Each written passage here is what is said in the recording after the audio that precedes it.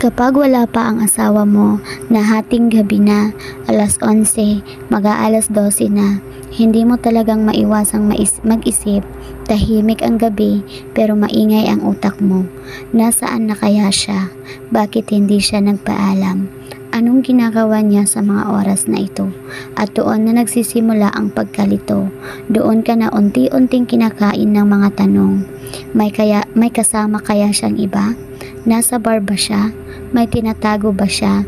Ayaw mong mag-isip ng masama pero hindi mo rin naman mapigilan kasi ang totoo, nakakatakot ang hindi alam. Nakakabaliw ang walang sagot. Lalo na kapag ang taong dapat nagbibigay ng kapanatagan ay siya ring dahilan kung bakit hindi ka mapalagay.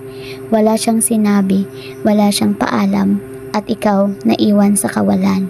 Sa pag-aalalang unti-unting bumabalot sa iyo. Minsan, napapaisip ka na lang, bakit ganito? Mahal naman kita, pero bakit ako lang ang nag-aalala?